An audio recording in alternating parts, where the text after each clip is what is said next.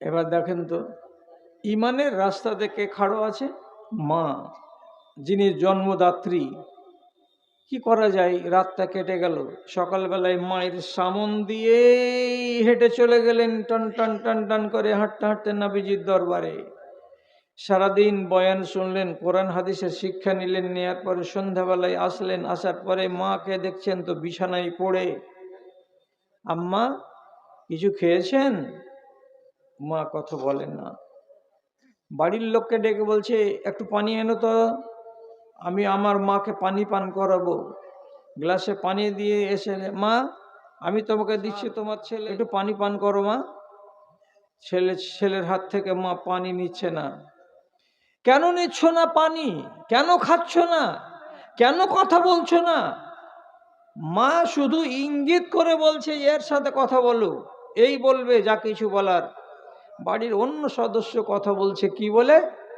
তুমি যতক্ষণ পর্যন্ত মুহাম্মদ সাল্লাল্লাহু সাল্লামের সাথে বিদ্রোহ না করবে, তার দিনকে তুমি জলাঞ্জলি না দিয়ে মায়ের দিনে ফিরে না আসবে, ততক্ষণ পর্যন্ত মা কথা বলবে না।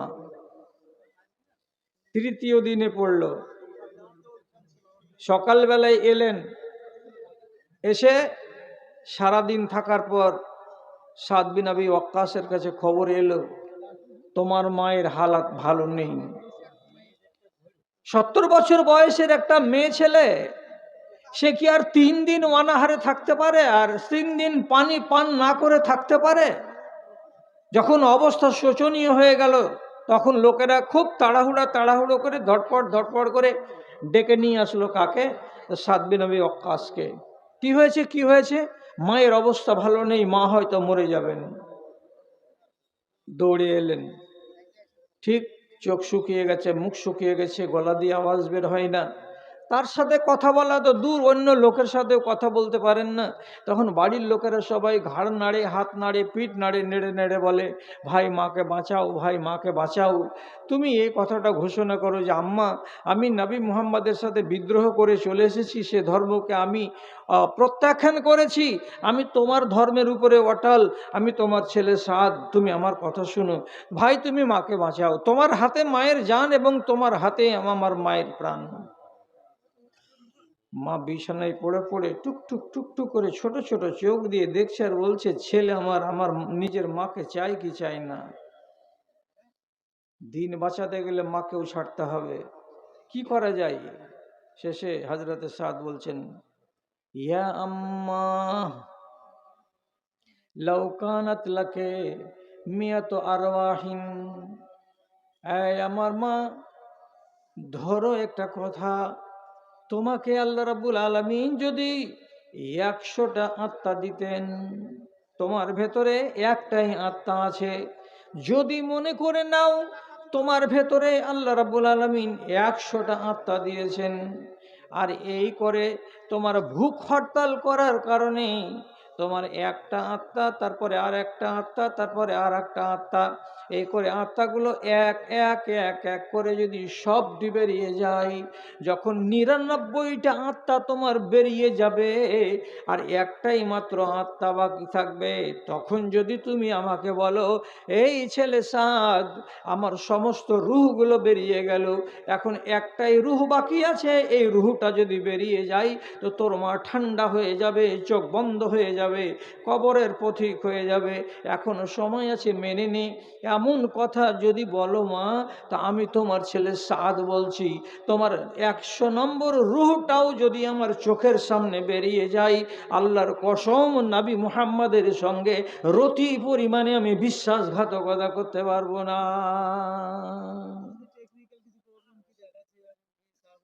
কি বুঝছেন? এদিকে ঈমান আর এদিকে ঈমানের লুটেরা। তো গোড়াতে আমি কি বলছিলাম, এরা আপনার আর আমার ঈমানের শত্রু হয়ে দেখা দিতে পারে, যে কোনোভাবে দেখা দিতে পারে। তো সেই ক্ষেত্রে আপনাকে, যদি আপনি এই কথাটা মেনে থাকেন যে এই ঈমানের সম্পদই আমাকে একদিন সুখের স্থানে নিয়ে যাবে, এটা যদি আপনার বুকে স্থির ধারণা হয়ে থাকে, তাহলে এটাকে বাঁচাবার জন্য আপনাকে সংকল্প করতে হবে, কঠিন সংকল্প। ভাই আমার, ইতিহাসকে যখন ঘাঁটি, কোরআন হাদিসকে যখন নাড়াচাড়া করি তখন এইরকম অনেক অনেক ইতিহাস, অনেক অনেক কথা আমাদের সামনে ভেসে উঠে এবং আমরা সেখান থেকে জ্ঞান পাই। আর সেগুলোরই হয়তো কোনো একটা অংশ আপনাদেরকে এসে শোনাই। জি, রসুল্লাহ আল্লাহ রাব্বুল আলামিন আমাদেরকে দোয়া করতে বলেছেন মাঝে মাঝে, রব্বানা হাবলানা মিন আজওয়াজিনা ওয়া যুররিয়াতিনা কুররাতা আয়ুনিন ওয়াজআলনা লিল মুত্তাকিনা ইমামা। এটা তো কোরআনের দোয়া। কি দোয়াটার মানে? হে আল্লাহ, তুমি আমাকে দান করো এমন একটা স্ত্রী এবং এমন আমাকে ছেলে পিলে দাও, যে ছেলে পিলেগুলো এবং যে স্ত্রীগুলো আমাদের ইমানের লুটেরা যেন না হয়, এরা যেন আমার ইমানকে লুটে না নেয়, এরা যেন আমার সহযোগী হয়। তাহলে আল্লাহ রাব্বুল আলামিন আমাদের আর আপনাদেরকে তালিমও দিয়েছেন এই ব্যাপারে সজাগ হওয়ার জন্য। একটা কথা আর বলে দিই আপনাকে, রাসূলুল্লাহর একটা মেয়ের নাম জৈনাব। জৈনাব, তার বিয়ে হয়েছিল সাঢ়ু বেটা আবুল আসের সাথে।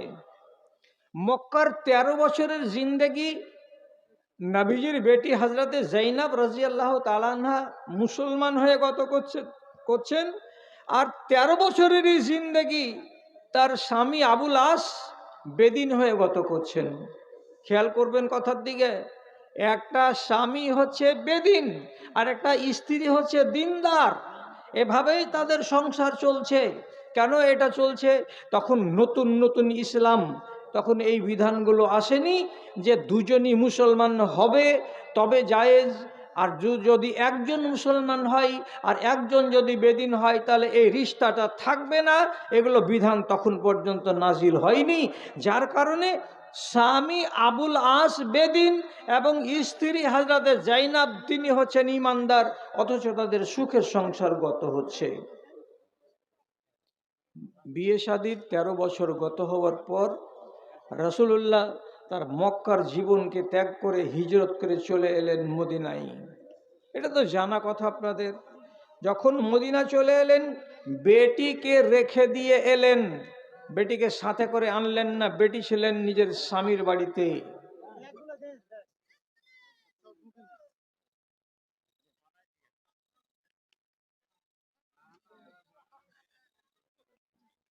তো যখন চলে আসলেন হিজরত করে মদিনায়, দ্বিতীয় হিজরিতে একটা যুদ্ধ হলো, তার নাম বদরের যুদ্ধ। যুদ্ধের ময়দানে 313 জন মুসলমান, উল্টো দিকে আছেন 1000 জন লোক মুশরিক। মুশরিকদের লাইনের ভেতরে দেখা যাচ্ছে জামাইবাবু আবুল আস এত বড় তরবারি নিয়ে খাড়ো। রাসূলুল্লাহ জামাইয়ের দিকে দেখছেন আর বলছেন, আহারে, তোমার কাছে আমার মেয়ে আছে, তুমি আমার জামাই, আমি তোমার শ্বশুর, তুমি আমাকে সুযোগ পেলে দুটুকরো করবে, তা আমি যে শ্বশুর তোমাকে যে পেলে আমি দুটুকরো করব না, তার কি মানে আছে? মুখামুখি শ্বশুর এবং জামাই। তকদিরটা দেখেন কেমন হলো, যে মুসলমানেরা 313 জন হলেও তারা জয়ী হলো, আর ওরা 1000 জন লোক তারা পরাজিত হলো। 70 জন লোক বন্দী হয়ে গেল। সে বন্দীগুলোকে নবীজি মদিনা মসজিদের আশেপাশে ওর বাড়িতে একটা করে দিয়ে দিলেন। কিছু কিছু বন্দীকে মদিনা মসজিদের আশেপাশে বেঁধে রাখলেন। খবর গেল মক্কায়, তোমরা নিজের নিজের বন্দীকে টাকার বিনিময়ে ছাড়িয়ে নিয়ে যাও, বিনা টাকায় কোনো বন্দীকে আমরা ছাড়ব না। এবার জাইনাব রাদিয়াল্লাহু তাআলা আনহা নিজের স্বামী ধরা পড়ে গেছে আবুল আস, তাকে ছাড়িয়ে আনতে হবে, টাকা লাগবে। কি করে বলবো যে বাজান একে ছেড়ে দাও, এটা তোমার জামাই, বিনা টাকাতে ছেড়ে দিতে হবে, এটা কি বলা যাবে? তো বলা যাবে না। কি করবেন? শেষের বেলায় গলাতে সোনার একটা হার ছিল, হযরতে জাইনাব সোনার হারটাকে বের করে দিলেন, আর দেওয়ার পরে একজন লোকের হাওয়ালা করে দিয়ে বললেন, তোমার ভাই ভাতিজাকে ছাড়িয়ে আনবে, সেই সাথে সাথে আমার স্বামী আবুল আসকে ছাড়িয়ে আনবে, আর আমার স্বামীকে ছাড়িয়ে নেওয়ার জন্য এই সোনার হারটা আমি জমা দিয়ে পাঠালাম। মদিনার মসজিদে নামাজের শেষে বিশিষ্ট বিশিষ্ট সাহাবী বসে আছেন, আর ঠিক এইরকম মুহূর্তে রাসূলুল্লাহর সামনে একখানা হার পেশ করা হলো, এবং যে হারখানা পেশ করলো সে নিজে বলছে এ হারখানা দেওয়া হলো আবুল আসকে মুক্তি করার জন্য, আপনি এটা মনে মনে রেখে নেন যে এটা আবুল আসের মুক্তিপণ।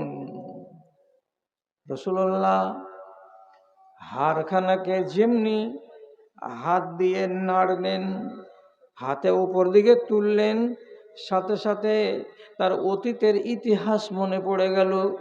নবীজি চোখের কোনা দিয়ে মোটা মোটা দুই চোখ দিয়ে দুই ফোঁটা পানি গড়িয়ে গাল পর্যন্ত নেমে এলো। তারপরে সবাই অবাক হয়ে নবীজির দিকে তাকাচ্ছেন আর বলছেন, ইয়া রাসূলুল্লাহ, আপনি এ হারখানাকে হাতে করে এত অবাক দৃষ্টিতে কেন দেখছেন, এবং হারখানাকে হাতে করে চোখ দিয়ে পানি কেন ঝরাচ্ছেন, আমরা কিছু বুঝলাম না। রাসূলুল্লাহ বলছেন, এ হারের পেছনে আছে লম্বা ইতিহাস, আমি তা তোমাদেরকে বলতে চাইছি না, আমি শুধু এইটুকু বলতে চাই, এ হারখানা আমার প্রথমা স্ত্রী হযরতে খাদিজার হার। এই খাদিজা আমার স্ত্রী যখন তার মেয়ে জাইনাবের বিয়ে হয় তখন নিজের গলা থেকে খুলে বেটির গলায় পরিয়ে শ্বশুরের বাড়ি পাঠিয়েছিলেন। সেই হারখানা আজকে আমার জামাইকে ছাড়িয়ে নেওয়ার জন্য আমার বেটি দিয়ে পাঠিয়েছেন এইখানে, আর এটা মুক্তিপণ হিসাবে আমি নেব আর আমার জামাইকে আমি ছেড়ে দেব। তাহলে এই মালটা কার হবে আজ থেকে? এই মালটা আমার বেটির হয়ে থাকবে না, এটা চলে যাবে বাইতুল মালে। এটা আমার স্ত্রীর যে জিনিস ছিল সেই স্মৃতিটা জিন্দেগির মতো হারিয়ে যাবে। এই কথাটা যখন মনে এলো তখন বড় কষ্ট পেলাম, আর কষ্ট পেলাম বলেই আমার চোখ দিয়ে পানি এলো। সাহাবায়ে কেরামকে বলছেন, ওরে আমার সাথীরা, তোমরা যদি এই বন্দিটাকে বিনা মুক্তিপণে ছেড়ে দাও, আর যে হারখানা এসেছে এই হারখানা যদি তোমরা জমা না নাও আর এটাকে যদি ফেরত করে দাও, তাহলে আমার মনটা বড় তৃপ্তি পাবে, আমার মনটা বড্ড ভালো হবে। তোমরা যদি চাও তো এই কাজটা করে দিতে পারো, কিন্তু তোমাদের ইচ্ছার বিরুদ্ধে আমি নবী বলে যা ইচ্ছা তাই করে দেব এমনটা করতে যাব না। তোমাদের অনুমতি যদি হয় তো এটা করা যায়। রাসূলুল্লাহ বললেন, লাগবে না, আমাদেরকে লাগবে না, আপনি ফেরত করে দিন আপনার মেয়ের হার, এবং আমরা খুশি মনে ছেড়ে দিলাম যে এই হার আমরা জমা নিব, নিয়ে আবুল আসকে ছাড়বো তা কথা নয়, আবুল আসকে এমনিতে ছেড়ে দিলাম আমরা। রাসূলুল্লাহ আবুল আসকে ডাকলেন, ডাকার পরে বলছেন, আবুল আস শোনো, কি খবর? তুমি আমার বিরুদ্ধে অস্ত্র ধারণ করেছিলে তাই না, বন্দী হয়েছো তাই না, এবার তোমাকে ছাড়ার জন্য হারখানা দিয়ে পাঠিয়েছে আমার মেয়ে তাই না, এই হারখানাকে গ্রহণ করলে মালিকানা তোমার শেষ ছিল তাই না, তো মালিকানা থেকে তোমাকে মুক্ত করলাম না, বরং তোমার জিনিস তোমার কাছে থাকবে, আমার বেটির কাছে এটা পৌঁছে যাবে। তবে তোমার সাথে আমার যেটা কথা সেটা হলো এই, ইসলামের পূর্ণাঙ্গ বিধি নাজেল হয়ে গেছে, অতএব আমি তোমাকে যেটা কথা বলছি সেটার প্রতি আমল করার চেষ্টা করো, তাকি তুমি নিজেকে বদলাতে পারোনি, ঈমান আনুনি, অতএব বাড়ি যাও। বাড়ি যাওয়ার পরে আমার মেয়ে জাইনাবকে সহি সালামতে আমার কাছে আমি বাপ ফেরত করে দাও। কেন? যে তুমি বেদিন আর আমার মেয়ে দিনদার, একজন বেদিনের কাছে একটা মেয়ে দিনদার জীবন কাটাতে পারে না। চলে গেলে আবুল আস। বাড়ি যাওয়ার 3 দিনের মাথায় নিজের স্ত্রীকে ডেকে বলছে, জাইনাব তুমি তোমার বাপের বাড়ি চলে যাও, আমি উট সাজিয়ে দিয়েছি, আমার একটা ভাইকে দিলাম, আর একজন মালিক আর একজন চাকরকে দিলাম, এরা দুইজন তোমার উটের লাগাম ধরে টেনে মদিনা পর্যন্ত তোমার বাপের বাড়ি পৌঁছে দেবে। কেন? আমি ঈমান আনতে পারিনি, তুমি ঈমান এনেছো, তোমার ঈমানের মাঝখানে আমি বাটা হয়ে দাঁড়িয়ে আছি, আমি হলাম কাফির। কাফেরের ইমানের সঙ্গে একসঙ্গে চলাচল চলবে না। সুতরাং তুমি যদি ইমানটাকে বাঁচাতে চাও তো তোমার বাপের কথা মতো বেরিয়ে চলে যাও। আর তুমি যদি বলো ইমান টিমান কিছু বুঝি না, আমি স্বামীকে মানি, স্বামীকে বুঝি, তাহলে বাড়িতেই থেকে যাও। আমি তোমাকে জোর করে তোমার বাপের কাছে পাঠাবো না। তবে একটা কথা শোনো, আমি ওয়াদা করেছি নবী মুহাম্মদ সাল্লাল্লাহু আলাইহি সাল্লামের সাথে বাড়ি যাব, আর যাওয়ার পরে আপনার মেয়েকে আমি আপনার কাছে পৌঁছে দিব। এই ওয়াদাটাকে আমি খেলাপ করব না। এত সুখের সংসার, স্বামীকে ছেড়ে দেবে কোন স্ত্রী? এটা কেমন কথা হলো? কিন্তু নবীজি বলে পাঠালেন, একদিকে দিন আর একদিকে বা দিন, কোনটা নিবে বেটি? তোমার বাপ হচ্ছে এই দিনের ধারক, তুমি এই দিনকে যদি পছন্দ করো তাহলে বদ্দিনকে ছেড়ে দিতে হবে। উঠে চড়ে নিলেন হজরতে জৈনব, চলে এলেন বাড়ি, বাপের বাড়ি। বাপের বাড়ি এসে দিন রাত কাটছিল। ঠিক ওই সময়ে আবুল আস আবার ব্যবসা করতে গেল সিরিয়ায়।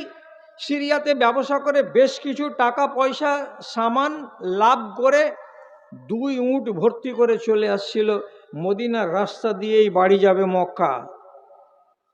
রসুলুল্লাহর পক্ষ থেকে আইন করা ছিল মক্কার কোনো লোক যেন মদিনার রাস্তাকে ব্যবহার না করে। রাতের বেলায় তোমরা যোগানদারি করবে, তাদেরকে এখান দিয়ে কাউকে যেতে দেওয়া হবে না। কেউ যদি জোর করে যায় তাদের মালকে আটক করে নিতে হবে। আবুল আস রাতের বেলায় যাচ্ছিল, সাহাবাই কেরাম যারা ডিউটিতে ছিলেন চেকপোস্টে, মাল সবটিকে নিয়ে নিলেন আর নেওয়ার পরে বাড়িতে এসে রেখে দিলেন। আবুল আস রাত্রি 2টা-2:30টার সময় ঘোর অন্ধকারে দিশেহারা, মনটা ব্যথায় পূর্ণ হয়ে গেল। হায় আল্লাহ, এক তো আমি স্ত্রীকে হারিয়ে দিয়েছি ঈমান আনিনি বলে, আবার আজকে ধন মাল টাকা পয়সা লাভ করে বাড়ি ফিরছিলাম, তেমন সময় এখানে মুসলমানদের হাতে সেগুলো লুণ্ঠিত হলো। এখন আমি এদিকে থাকলাম না, ওদিকের আমি থাকলাম, কোন কিনারায় পড়লাম, কোন জায়গায় আমি গেলাম? দিশা না পেয়ে মনে চলে এলো কার কথা? তো নিজের স্ত্রীর কথা। আমি তোকে তালাক দিনি, রাসূলুল্লাহ টেনে নিয়েছেন তার মেয়েকে, আমি মুসলমান হইনি বলে। তাহলে কি জাইনাবের মনের ভেতর থেকে আমার দরদ ভালোবাসা সব হারিয়ে গেছে? না, হারিয়ে যায়নি। আমি যাই তো একবার দেখি। ফজরের টাইম, খুঁজতে খুঁজতে খুঁজতে খুঁজতে রাসূলুল্লাহর বাড়ির কাছে এসে উনি স্লো আওয়াজে বললেন, জাইনাব, জাইনাব আছো? জাইনাব নিজের স্বামীর আওয়াজকে জেনে নিলেন, চিনে নিলেন।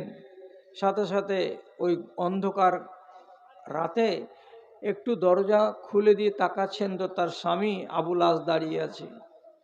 হযরতে জাইনাব বলছেন, কি ব্যাপার? তুমি এইরকম 4:30 রাত, যেখানে আজান পড়ে গেছে, মসজিদে জামাত কায়েম হবে, আর এই সময়ে তুমি এইখানে কি জন্য এসেছো আমি বুঝতে পারি না। দুঃখের জ্বালাতে বলছে, বিবি, আমার সব কুল হারিয়ে গেছে। আমি তোমাকে হারিয়ে দিয়েছি ঈমান আনতে পারিনি বলে, আর আজকে মালগুলো লুটে নিয়েছে মুসলমানেরা, তো মালও চলে গেল। তো তাহলে আমি কোন দিকের থাকলাম? আমি সব তো হারিয়ে দিয়েছি, দিশাহারা হয়ে পড়েছি। এই জন্য বেদিশা হয়ে গিয়ে তোমার মতো স্ত্রীর কাছে আমি এসেছি, কি করা যায়? রাসূলুল্লাহর বেটি সাথে সাথে মসজিদে নববীতে গিয়ে জানালার কাছে দাঁড়িয়ে আওয়াজ করে বলে দিলেন, ও মানুষেরা, আমার বাপের বাড়িতে আমার স্বামী আবুল আস আছে। সে একজন মুশরিক, সে একজন বেদিন। আমি একজন মুসলমান মহিলা, আমার স্বামীকে নিরাপত্তা দান করেছি। তোমরা সবাই কানে শুনে নাও। এরপরে মসজিদ থেকে বেরিয়ে তোমরা যদি কেউ জানতে পারো বা দেখতে পাও চোখের সামনে আবুল আসকে, হরগিজ মারবে না। কেন যে কোনো মুসলমান যদি কোনো বদ্দিনকে নিরাপত্তা দেয় তো এটা ইসলামী নিয়ম হলো তাকে অন্য কেউ যেন না মারে। তো আমি আমার স্বামী আবুল আসকে নিরাপত্তা দান করেছি, তোমরা কানে তুলে নাও খবরটা, এবং তাকে তোমরা কেউ মারার চেষ্টা করিও না। রাসূলুল্লাহ সালাম ফেরার পরে অবাক হয়ে গিয়ে মনে মনে বলছেন, আল্লাহ, বেটি কি কাজ করেছে? বেটিকে ফিরিয়ে নিয়ে চলে এসেছি মক্কা থেকে মদিনা, যে এই মুশরিকের কাছে থাকা চলবে না, আর সেই মুশরিককে আমার মেয়ে আবার ঘরে তুলে নিয়েছে। বাড়ি এলেন দৌড়ে, বেটিকে বলছেন, বেটি কি খবর? তুমি কি আমার এবং ইসলামের নিয়মকে মানো না? কি বাবা, কি কথা বলতে চাইছেন? এই যে মুশরিক, তুমি যে দিনদার, তোমার ইমানের সামনে ফ্যাক্টর হয়ে দাঁড়িয়েছে বেঈমান, তো তুমি কি করবে? তোমার স্বামীকে স্বামী বলে স্বীকৃতি দেবে, না এই লোকটার সাথে তোমার অন্য কোনো সিদ্ধান্ত হবে? আপনি যেটা বলেছেন সেটাই আছে বাজান, ওখান থেকে আমি সরিনি। তখন নবীজি আশ্বস্ত হয়ে বলছেন, আকরিমি মাসওয়াহু ওয়ালা তাকরাবি ইলাইহি। বেটি, আমি বলছি, এটা তোমার সম্পর্কে আগের খালাতো ভাই হলো এবং তোমার আগের এটা স্বামী হলো। এখনো বিচ্ছেদ যদি নাও বা হয়ে থাকে, তো ওই আত্মীয়তার সম্পর্কের খাতিরে এই ছেলেটাকে ভাত দাও, পানি দাও, যা দেওয়ার তাই দাও, বসতে দাও, কিন্তু আমি বাপ তোমাকে বলছি, ওয়ালা তাকরাবি ইলাইহি, ওই ছেলেটার কাছে যেও না বিবি হিসাবে, ওর গোড়ায় তুমি বসিও না বিবি হিসাবে, ওর খাটে তুমি যেও না বিবি হিসাবে, এটা তোমার জন্য হারাম। তাই হবে বাজান, এটাই হয়ে আসছে। সব কথা শোনার পরে রাসূলুল্লাহ একবার খালি ঠান্ডা মাথায় বলছেন, বাবা, এত সুখের সংসারটাকে তুমি নষ্ট করে দিলে, তুমি বাপদাদার ধর্মকে ছাড়তে পারলে না, তোমাদের মক্কার হাজার হাজার লোক ইমানদার হলো, ইমান কবুল করলো, আর তুমি কত বড় বিদ্বান ছেলে গো, যে তুমি আজ পর্যন্ত নিজেকে বদলাতে পারলে না, ইমান কবুল করতে পারলে না। তুমি যদি ইমান কবুল করে নিতে, তাহলে আমার বেটিটা তোমার কাছেই থাকতো, হাত ছাড়া হতো না। তুমি কেমন ছেলে গো? দুই একটা কথা যখন রাসূলুল্লাহ বললেন, তখন জানের খেদে আবু লাস বলছেন, হ্যাঁ, আপনার লোকেরা আমার ধন সম্পদকে লুটে নিবে, আর আপনার ওই অনুগামীদের মতো হয়ে আমি একটা অনুগামী হব, আর আপনার দিনকে আমি কবুল করে নিব? আপনার ক্ষমতা আছে? এক্ষুনি ঈমান কবুল করে নেব, আপনি আমার মালটিকে ফিরিয়ে দেন তো দেখি। রাতের বেলা যতদিন মাল আমার চুরি গেছে, খোয়া গেছে, সব মালটি আপনি দিতে পারবেন আমাকে? রাসূলুল্লাহ বলছেন, যদি দেয়া যায় তো তুমি মেনে নিতে পারবে? বলছে, হ্যাঁ, মেনে নেব। আল্লাহ পাকের রসুল লাগালাগি বাড়ি আর মসজিদ, মসজিদে গিয়ে শুধু আওয়াজ দিয়ে বললেন, রাতের বেলায় কারা ডিউটিতে ছিল গো? যে অমুক অমুক অমুক অমুক ডিউটিতে ছিল। রাসূল তাদেরকে বললেন, গত রাত্রিতে যে মালগুলো তোমরা একজন কাফেলার কাছ থেকে ছিনতাই করে নিয়েছো, এটা দুশমন বলে, সেই মালগুলোকে এক্ষুনি মসজিদে নববীতে জমা করে দাও। সাহাবায়ে কেরাম মিনিটের ভেতরেই খবর গেল কানে, সাথে সাথে রাতের মালগুলোকে এনে জমা করে দিলেন মসজিদে নববীতে। রাসূলুল্লাহ আবুল আসকে ডেকে বলছেন, আবুল আস, তোমার মালগুলোকে গুনে গুনে দেখো ঠিক আছে না নাই। পাই পাই করে উল্টিয়ে পাল্টিয়ে ক্যারিতে, প্যাকেটে, এটাতে সেটাতে যত যা ছিল সবকে দেখে দেখে দেখে দেখে শেষ করে দিলেন। দেওয়ার পরে নবীজি বলছেন, তোমার মাল কিছু কম লাগছে কি? হাসতে হাসতে বলছেন, না আল্লাহ পাকের রাসূল, আমার মাল একটাও একটা চুল পরিমাণে কমে নাই। রাসূল বললেন, এটার নাম ইসলাম, আর এটার নাম নেতৃত্ব। আমি নেতা বললাম, আমার অনুগামীরা সাথে সাথে হাজির করে দিল। আমি তাদেরকে ডিউটি দিয়েছিলাম, তারা রাতের বেলায় এই কাজ করেছে। তাদের ঈমান কেমন? লুটে নেওয়া মালের একটা কানা কড়ি নিজের কাছে রাখেনি, সবটি আমানত স্বরূপ তোমার কাছে জমা করে দিয়েছে। এবার বলো, তুমি ঈমান কবুল করবে কি করবে না, সেটা তোমার ব্যাপার। তো এক রিওয়ায়েতে আসছে, সেই দিনই আবুল আস ঈমান কবুল করে নিচ্ছেন।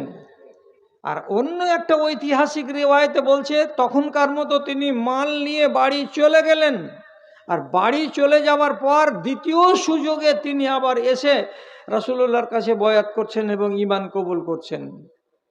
তখন রাসূলুল্লাহ বললেন, বেটি, আগেকার রিশতাটা কায়েম থাকলো, তোমাদের বিবাহটাকে বহাল রাখা হলো, তুমি তোমার স্বামীর সঙ্গে ঘর সংসার করতে পারো।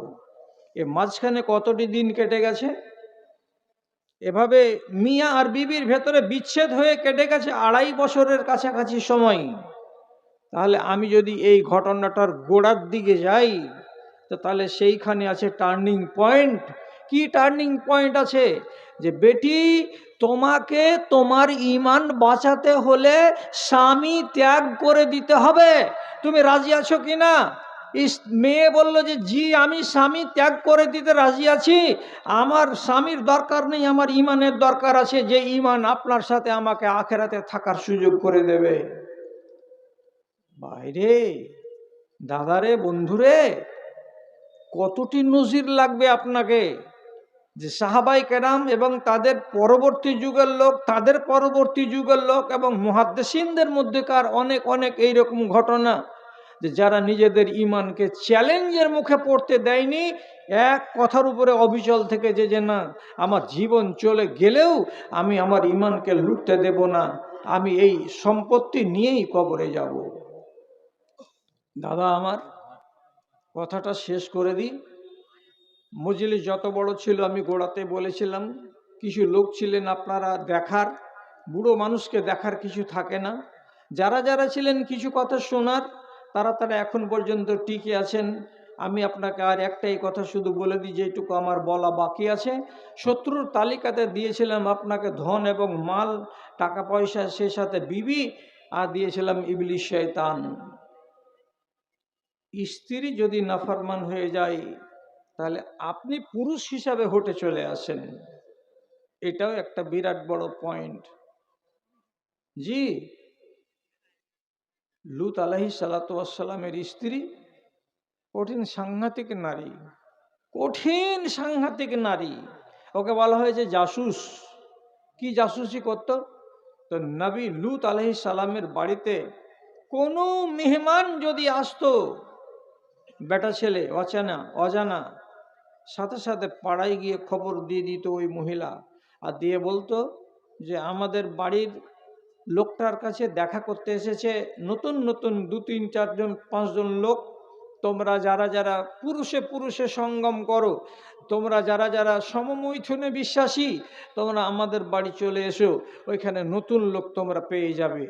আর লূত নবীর কওমের একটা বদ চলন ছিল যে তারা নারীদের প্রতি আসক্তি প্রকাশ কম করত এবং পুরুষদের প্রতি তাদের আসক্তি ছিল বেশি। তারা পুরুষে পুরুষে সমমৈথুন করত। এই জন্য একে জাসুস বলা হয়েছে। একদিন 4 থেকে 6 জন আল্লাহর ফেরেশতা, মোচ নেই, দাড়ি নেই, তরুণ তুর্কি নওজওয়ান, এসে শুধু হালাত জানতে এসেছেন যে আল্লাহ পাকের নবী, আপনি যে এত বুঝাচ্ছেন এই লোকগুলোকে, তারা মানছে না, মানে না, পরিস্থিতি একটা কি আছে একটু জানি, জানার পরে আল্লাহকে খবর দেব, যেটা সিদ্ধান্ত আল্লাহ নেবেন সেটা হবে। বৈঠকখানাতে বসে আলোচনা চলছে, এমন সময় খবর দেওয়া হয়ে গেছে এই রমণীর। কত দুশ্চরিত্রের রমণী ছিল। খবর দিল পাড়ায় গিয়ে যে আমার বাড়িতে নতুন নতুন মেহমান এসেছে, তোমরা যারা যারা এর অভিলাষী, তোমরা তাড়াতাড়ি চলে এসো। যেমনি এলো, বাইরে এসে দূরে থেকে আওয়াজ দিয়ে বলছে, নবীজি আপনার কাজ শেষ হলো, আমরা আমাদের কিছু কাজ করব, আমরা কিছু কথা টথা বলবো। তার মানে এই যে হায়ওয়ানিয়াত, এদের ভেতরে যে জানুয়ারি বুদ্ধিটা আছে, সে জানুয়ারি বুদ্ধিটাকে সেখানে লাগাবে, তার জন্য চেষ্টা করছিল। নবী লূতের মুখ শুকিয়ে গেল যে আল্লাহ, আমার মেহমানদের বেইজ্জতি হবে আজকে। নবী লূতকে এই মেহমানরা প্রকাশ্য নিজে বলে দিলেন, আমরা মানুষ নই, আমরা মানুষের রূপ নিয়ে এসেছি, কিন্তু আমরা আল্লাহর ফেরেশতা। আপনাকে মুখ শুকাবার কোনো দরকার নেই, আমরা যাহা ইচ্ছা তাহাই করে দেব এবং আজকে তাই হয়ে যাবে। আপনাকে আমরা খবর দিয়ে যাচ্ছি, আল্লাহর কাছে রিপোর্ট আমরা করব এবং এই কওমের ব্যাপারে যা আল্লাহ সিদ্ধান্ত নেবেন সেটা তাড়াতাড়ি হবে। কিছু তো করতে পারলো না, কিছু করতে পারলো না।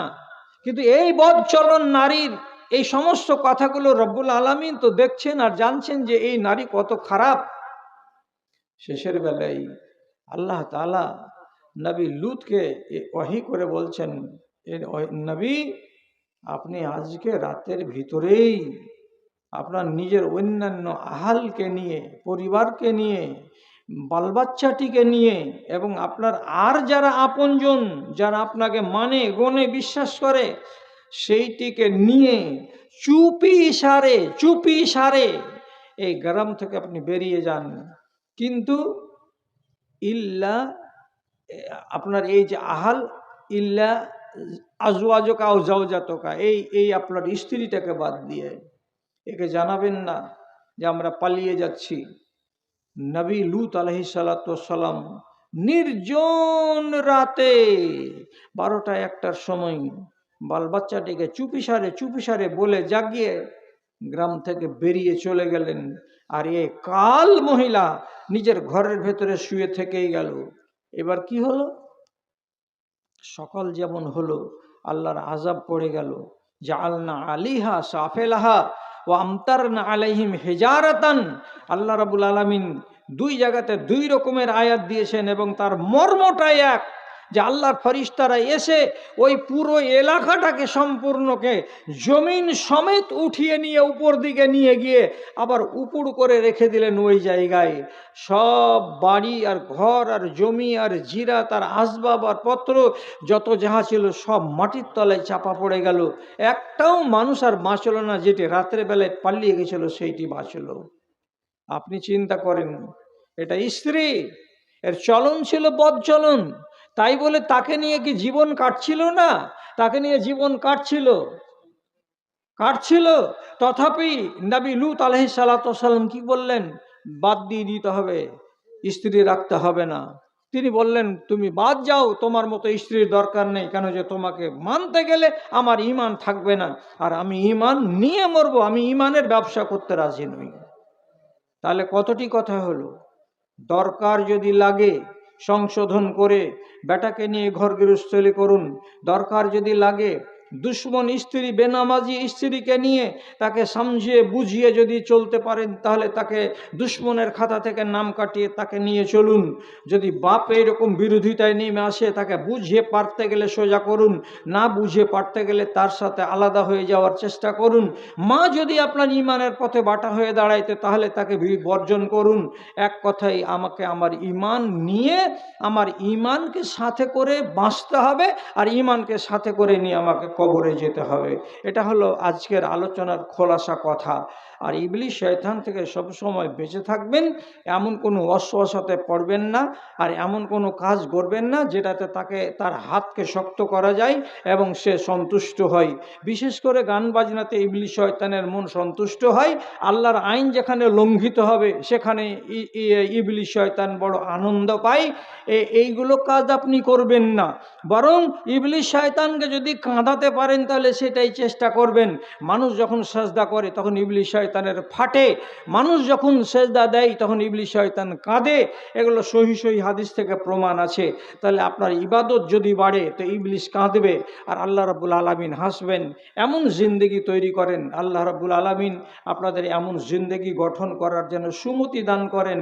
আর আপনি আর আমি, আমরা সবাই ঈমানি জিন্দেগি নিয়ে বাঁচি, আর ঈমানি জিন্দেগি নিয়ে কবরে যাই। আল্লাহ যেন সেই তৌফিক আমাদের সকলকে দান করেন। আমিন। ওয়া আখির দাওয়ানা আলহামদুলিল্লাহি রাব্বিল আলামিন।